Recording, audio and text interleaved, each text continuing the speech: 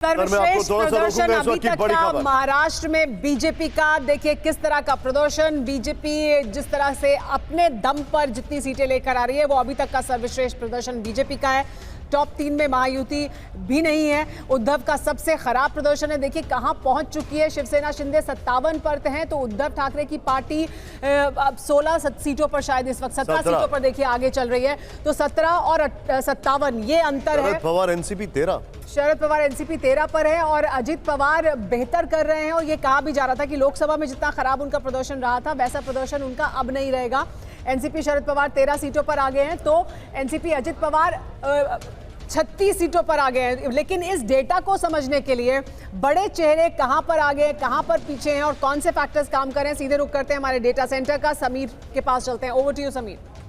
बिल्कुल सुमेरा, महाराष्ट्र में तस्वीर बिल्कुल क्लियर हो गई है। साथ ही साथ हमारे दर्शक जिस सवाल का जवाब ढूंढने की कोशिश कर रहे थे कि असली एनसीपी कौन, असली शिवसेना कौन, तो उसका जवाब भी महाराष्ट्र की जनता ने इस जनादेश में दे दिया है। आइए आपको बताते हैं, स्ट्राइक रेट दिखाते हैं अलग अलग पार्टियों का। सबसे पहले महायुति का जिक्र करते हैं। बीजेपी ने देखिए कुल 149 उम्मीदवार चुनावी मैदान में उतारे थे, 121 ने जीत हासिल की है, यानी 28 उम्मीदवार जो हैं वो या तो पीछे चल रहे हैं या हारे हैं आप कह सकते हैं, क्योंकि अभी रुझान और नतीजे हम आपको दिखा रहे हैं। स्ट्राइक रेट देखिए बीजेपी का 81% स्ट्राइक रेट बीजेपी का नजर आ रहा है। अब यह बहुत अहम तस्वीर है। पार्टी विभाजन का नतीजा क्या हुआ? शिवसेना ने उद्धव ठाकरे से अलग होकर शिवसेना शिंदे की परफॉर्मेंस क्या रही ये देखिए।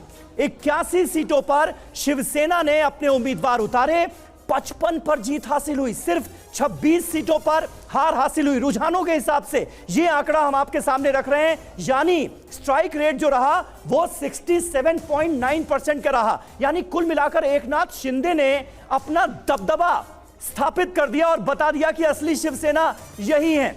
अब आप देखिए शिवसेना यूबीटी की परफॉर्मेंस, 95 सीटों पर यूबीटी ने अपने उम्मीदवार उतारे, उद्धव ठाकरे ने अपने उम्मीदवार उतारे, सिर्फ 18 सीटों पर जीत हासिल होती हुई नजर आ रही है, यानी उनके उम्मीदवार आगे चल रहे हैं और 77 सीटों पर हार होती नजर आ रही है। यानी इसका मतलब यह हुआ कि महाराष्ट्र की सियासत में मातोश्री का दबदबा जो है वो खत्म हो गया है। ये एक बहुत बड़ा टर्निंग पॉइंट है महाराष्ट्र की सियासत में। तो ये कुल मिलाकर जो स्थिति है, पार्टी विभाजन का नतीजा क्या हुआ? तो नतीजा यह हुआ कि नतीजा पूरी तरह से एकनाथ शिंदे के फेवर में गया और उद्धव ठाकरे को बहुत करारी हार का सामना करना पड़ा है। अब पार्टी विभाजन तो एक और पार्टी में हुआ, एनसीपी में। शरद पवार से अलग होकर अजित पवार ने एनसीपी बनाई और असली एनसीपी कानूनन वही है, यह साबित हो गया। लेकिन जनता की अदालत में क्या फैसला हुआ ये देखिए। एनसीपी 59 सीटों पर उम्मीदवार उतारे, 29 सीटों पर जीत हासिल हुई, 30 सीटों पर हार का सामना करती हुई अभी एनसीपी अजित पवार नजर आ रही है। यानी स्ट्राइक रेट जो है वो 49.2% का रहा, तो अच्छा खासा सही स्ट्राइक रेट माना जाएगा। यानी पार्टी विभाजन के बाद जो स्थितियां बनती हुई नजर आ रही हैं उसमें असली एनसीपी अजित पवार की और असली शिवसेना एकनाथ शिंदे की ये हो गया। अब आप देखिए शरद पवार 86 सीटों पर एनसीपी शरद पवार गुट ने अपने उम्मीदवार उतारे और सिर्फ 8 सीटें हासिल होती हुई नजर आ रही हैं। रुझानों के हिसाब से 78 सीटों पर हार का सामना यह कोई मामूली बात नहीं है। महाराष्ट्र की सियासत के सबसे बड़े चाणक्य के तौर पर शरद पवार को जाना जाता था, लेकिन महाराष्ट्र विधानसभा चुनाव के ये रुझान उनके लिए सबसे बड़ा झटका अब तक का माना जा सकते हैं। स्ट्राइक रेट देखिए सिर्फ 9.3% और अजित पवार का 49.2%। तो ये स्थितियां बिल्कुल साफ होती हुई नजर आ रही हैं। शिवसेना उद्धव गुट की तरफ से संजय राउत ने यह कह दिया है कि ये नतीजे हमें स्वीकार नहीं है, ये जनादेश हो नहीं सकता, कुछ ना कुछ तो गड़बड़ है। ये वो सीआईडी आता था ना, एसीपी प्रद्युमन बन गए, वो कह रहे हैं कुछ ना कुछ तो गड़बड़ है। अब आप ये बताइए कि ये जो स्थितियां हैं, जनादेश तो बिल्कुल क्लियर नजर आ रहा है, झारखंड में भी महाराष्ट्र में भी। झारखंड में यूपीए के फेवर में, महाराष्ट्र में एनडीए के फेवर में।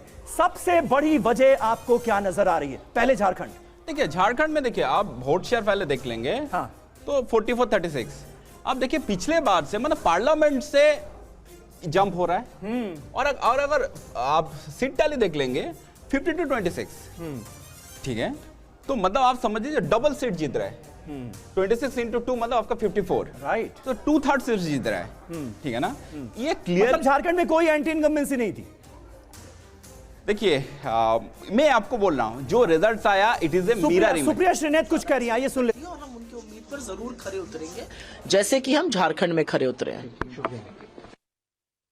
जैसे हम झारखंड में खड़े उतरे हैं वैसे ही हम आगे भी लोगों की उम्मीदों पर खड़े उतरेंगे। यह कांग्रेस पार्टी का पहला रिएक्शन, लेकिन उदासी साफ तौर पर नजर आ रही है कांग्रेस पार्टी के बड़े नेताओं के चेहरे पर, और इसकी वजह है महाराष्ट्र के नतीजे। पार्था, आप बता रहे थे 2024 के लोकसभा चुनाव में यूपीए 29 और 52 असेंबली इलेक्शंस में ये क्या अभी लीड है। मतलब इतना सीटों में आप समझ लीजिए 50 से बीजेपी ड्रॉप हो रहा है।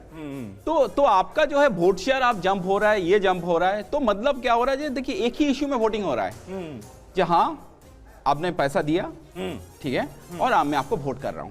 मतलब ये घुसपैठियों वाला जो मुद्दा बीजेपी ने उठाया था वो नहीं चला। देखिए और कोई इशू नहीं महाराष्ट्र नहीं झारखंड में कुछ काम किया। हाँ, एक ही इशू काम किया, एक ही इशू काम, आप पैसे वाला। आप बाकी जो ये किया, अब देखिए मैप देख लीजिए, अब मैं झारखंड का मैप देख लीजिए और बाजू में मैं महाराष्ट्र का मैप एक बार डाल देता हूं, ठीक है, आपका महाराष्ट्र का मैप भी आप देख लीजिए। आप देखेंगे दोनों का, आप ये देखेंगे एक ही दिन में इलेक्शन हो रहा है, तो मतलब क्या, इलेक्शन बिकम वेरी लोकल। या अभी मोदी जी का जनप्रियता या राहुल गांधी का जनप्रियता, ये सब इश्यूज काम नहीं कर रहे। लोकसभा चुनाव के फिर भी जो नतीजे रहे थे उससे कहीं ना कहीं उद्धव ठाकरे और कांग्रेस पार्टी का जो कैंप था उसमें एक तरह का कॉन्फिडेंस भी नजर आया था, लेकिन यहां तो सब कुछ साफ हो गया। देखिए दोनों ही एकदम रिवर्स किया। अब पार्लियामेंट में देखिए झारखंड में इंडिया बहुत अच्छा किया, ठीक है, अभी देखिए पूरा साफ। ओके, आप उनका सीएम बीजेपी ज्वाइन किया, ठीक है, चंपा सोरेन बीजेपी ज्वाइन किया, आप कोड़ा फैमिली अभी बीजेपी में ज्वाइन किया, उस सब बाद भी कोई इशू अभी काम ही नहीं कर रहा है। यानी इन दोनों राज्यों के लोगों के वोटर्स को रुझान को अगर हम समझने की कोशिश करें तो केंद्र सरकार से तो नाराजगी थी, लेकिन राज्य सरकार से किसी तरह की नाराजगी नहीं थी। क्या इसे देखिए इलेक्शन बहुत लोकल हो गया, मतलब सेंट्रल फैक्टर बहुत ज्यादा काम नहीं कर रहा है।